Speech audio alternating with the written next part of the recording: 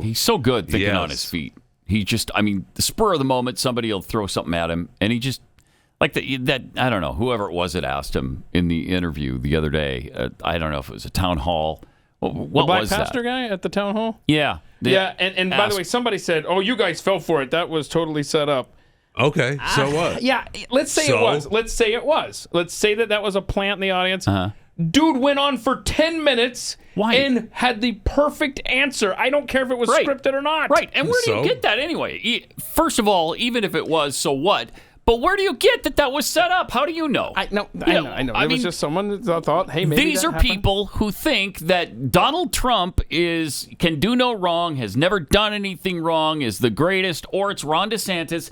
We're just looking at all of them objectively. I'm trying to find the right person for this job, and I don't care what his name is. I don't care if it's Donald Trump. I don't care if it's Ron DeSantis or if it's Vivek Ramaswamy. I want the best possible candidate.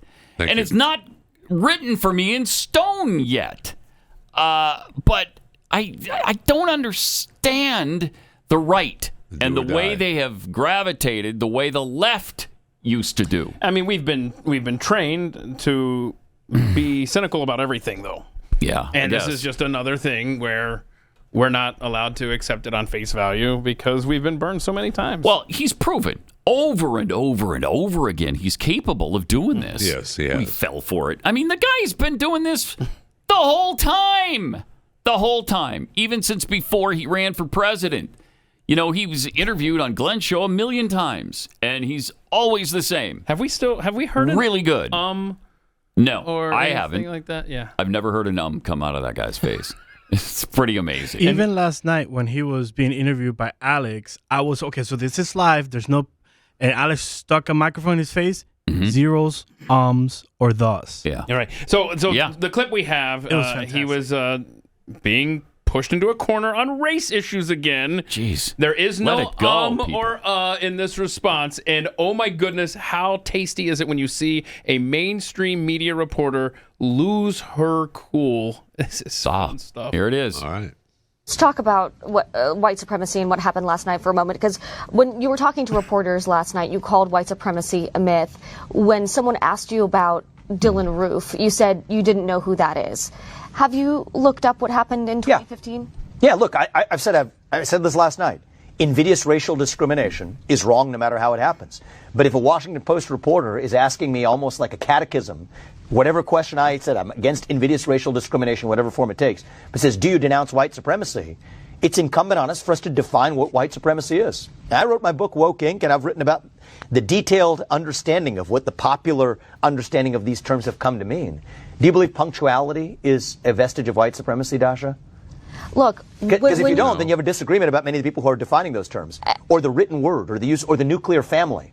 These aren't my words. These are the words of intellectual proponents from Ibram Kendi to the Ayanna Presleys to BLM that have said these are vestiges of white supracy. So Mr. Ramaswamy, we can't have it both ways. What you do, though. We have to have an honest discussion. Straw man arguments. Last night you brought up Jussie Smollett as the best example of white supremacy. Was the hottest thing in news in the back of a fake actual attack on him that we have to contend with. And yet you have examples like the Buffalo shooter in New York just in 2022. You have other examples. But you are also cherry picking when you bring up Jussie Smollett. I'll look at all of the statistics. More black on black crime. If we really care about actual crime against black Americans, let's get to the root causes of it in the inner cities of this country. The Anti-Defamation League tracked a 38% increase in white supremacist propaganda last year. Who's tracking that? The Anti-Defamation League. Yeah, the ADL, I don't think is a particularly credible source when they have cherry-picked information. So who are we supposed to look to when we're talking about I would suggest look at there's a table, 2x2 table, a federal law enforcement data, which you could say what you do. Maybe we shouldn't believe that either. But look at black on Asian crime, black on black crime, the FBI white on hate black crime statistics. That's a law enforcement agency. 59.1% was based on race, ethnicity, and ancestry, saying hate crimes rose 12% between 2020 and 2021. Look at the absolute crimes themselves. What they classify as a hate crime is itself a political judgment. I think that when you actually care about protecting life, if you want to say Black Lives Matter, let's look at where Black lives are actually being lost. It's in the cities, at the heart of other Black Americans and criminals and that's absolutely an issue that we talk about as well. But are we supposed to ignore white supremacist hate crimes? We're not supposed to ignore any kind of crime, Dasha. That's what I say. But what I see is a selective reporting. Take the Nashville Transgender Shooter Manifesto. Every shooter manifesto in a mass shooting has been released within 48 hours, except for that one shooter in Nashville. Now, it ended up being leaked. What do you see? It wasn't a white supremacist. It was somebody that was actually making fun of using derogatory terms. I believe. Okay, so why are you okay talking about that manifesto and not talking about the manifesto from the 2015? I'm more than okay talking about both. But what I'm asking is, why is the mainstream media suppress that one? Why did the police suppress that one? Why was that the one shooter manifesto that of all of the mass shootings, every other shooter manifesto has been released? I'm focused on that one because that's the one that's been hidden from us. And it comes back to the point of my candidacy and the way I'm going to run this country.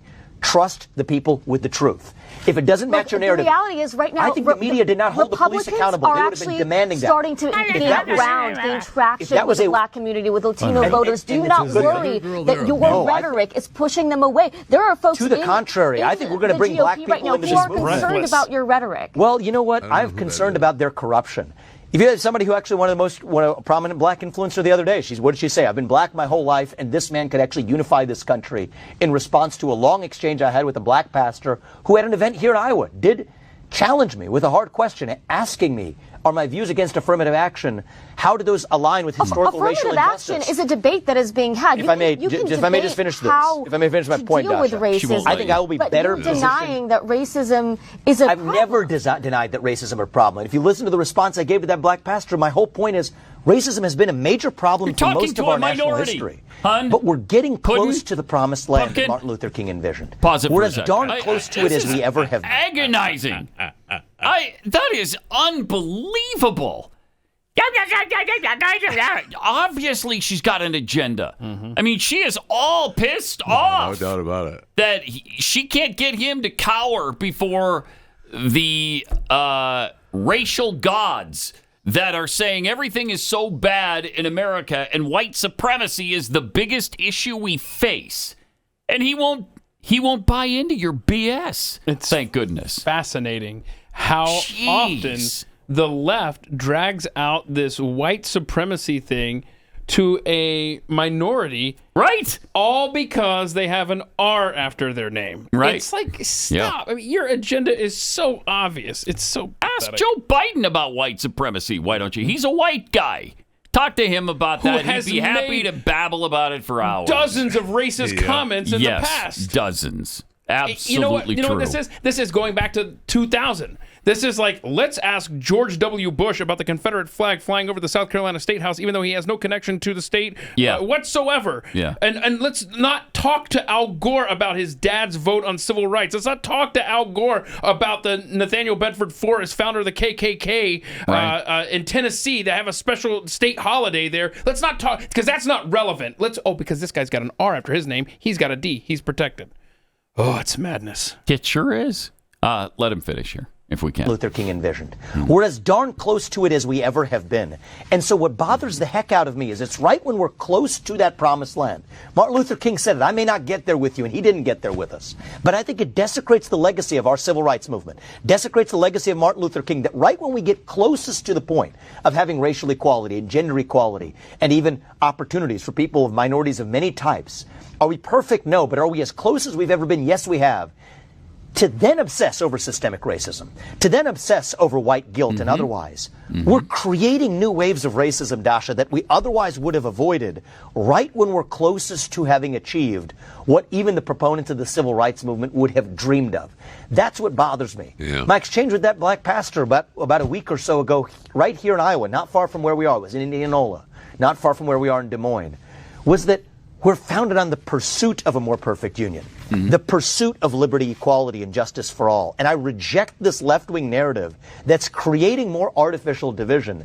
So I believe I will bring more Black and Hispanic voters into our movement, not by saying fake poll-tested slogans, but by speaking the hard truth, that we've been imperfect in our past, but let us celebrate the progress we've made and reject the media's cherry-picking narratives to actually get to the truth of the matter. And now if we care about black lives, the things we're going to do isn't obsessing about white supremacy. It's actually fixing the problems in our cities, which I will do as our president. Nice. That's great. Real nice. Put that in your pipe. Yeah. Yeah, deal with that. And we were so close, and then someone took the White House by the name of Obama. Mm-hmm. And he made it so much set us worse. back. This was going to be our first post-racial president. Yep. Yeah, we're going to put that all behind us. And then we got He and his wife both. We got police acted stupidly. We got Trayvon would be my son, if I had a son. And then hands up, don't shoot. Jeez. Which was never he said. Just fanned those flames. Oh, there was always. Mm-hmm. And they talk about when you sit at the table, and Michelle, we've got to change all our history. I mean, it's just they put us back. They set us back forever. Years. Yeah, back to the 50s and 60s, really, if not worse than that.